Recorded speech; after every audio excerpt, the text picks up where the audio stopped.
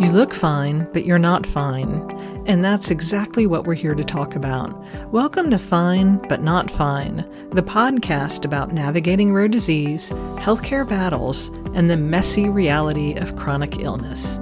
I'm Kelly Paul, and I've been living with Mycosis Fungoides since 2015. This is a space for real talk, real experiences, and practical advice. Because surviving is one thing, but figuring out how to actually live, that's the hard part. Hey everyone, and welcome back.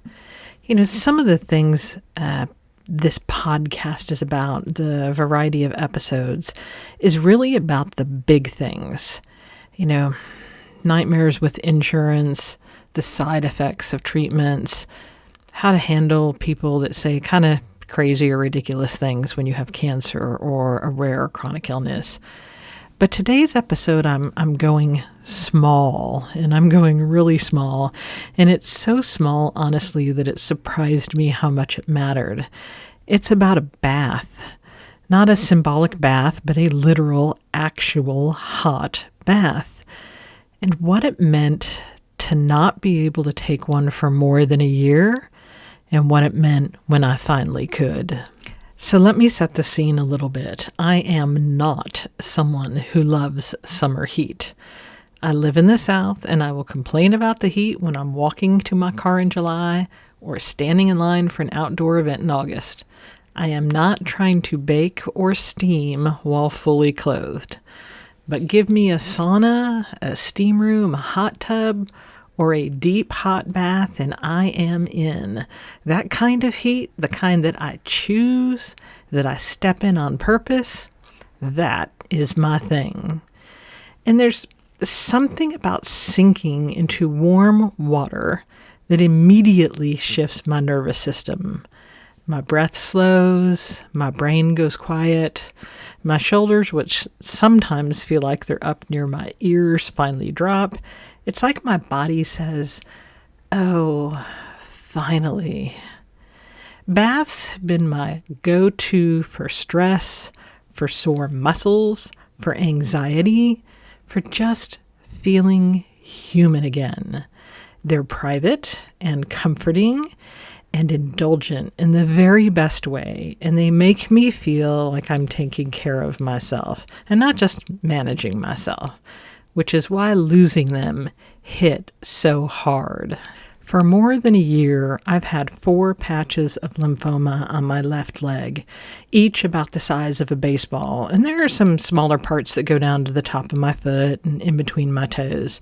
We're talking a lot of real estate here, and they weren't just discolored or dry. They were open, raw, weeping, and often bleeding.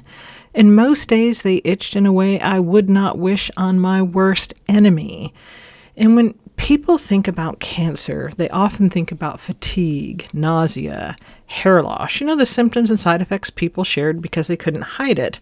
But my particular kind, Mycosis fungoides, a cutaneous T-cell lymphoma, mostly presents on the skin. And that means that something as seemingly harmless as water can kind of feel like a weapon. Hot water on these patches was, I imagine, like pouring acid on a sunburn. And I'm not being overly dramatic here. It was bad. The pain would start within seconds. Then came the itch. Then came the tears because I couldn't stop scratching. And I couldn't sit still without feeling like my skin was screaming. So I stopped taking baths. I didn't put it on a list of things cancer has taken, but I stopped. I let it go. I just do quick showers and keep my leg as dry as possible. And that right there, that quiet giving up of something you love without even realizing how much you loved it, is one of the sneakiest ways chronic illness can change you. Fast forward to now, I have been on a treatment called Pegasys Interferon for about 8 weeks, and this is an injectable medication I give myself once a week. It, like most medications, comes with an abundance of side effects, and it is not a miracle drug, but it is helping me. My patches are still there, but they're smaller. They're less inflamed. They're less angry.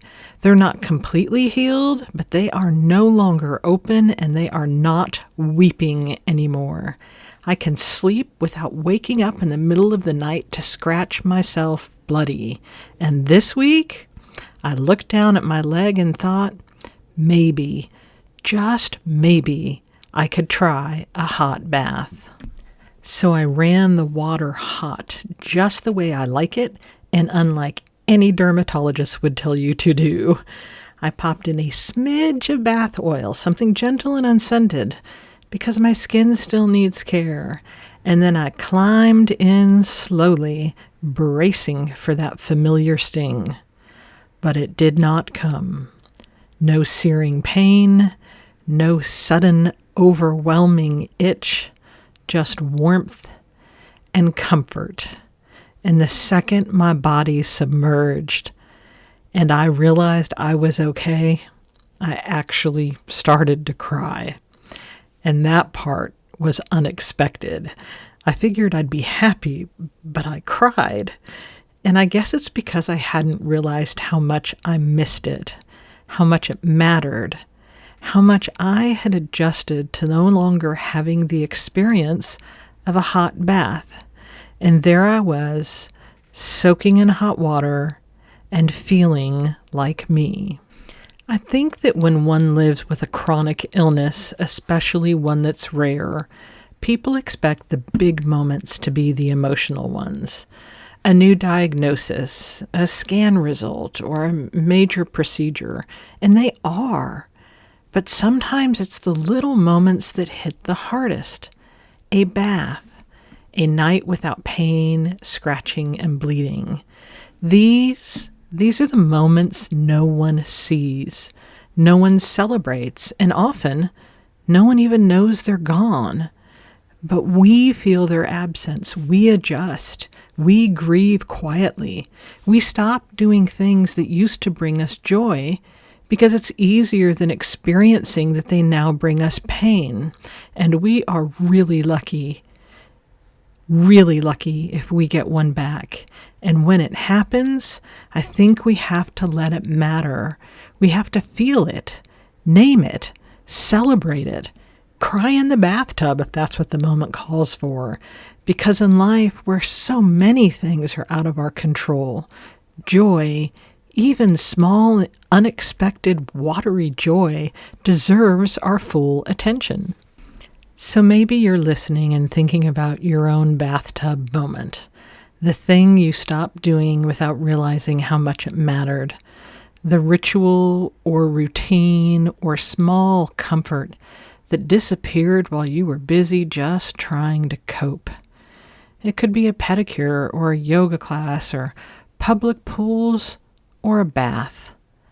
I hope you find your way back to it, and when you do, I hope it's as good as you remember. Thanks for listening, and I'll see you next time. Thanks for listening to Fine But Not Fine. If this episode resonated with you, subscribe so you don't miss what's next. And if you got a story, question, or just need to vent, reach out. I'd love to hear from you.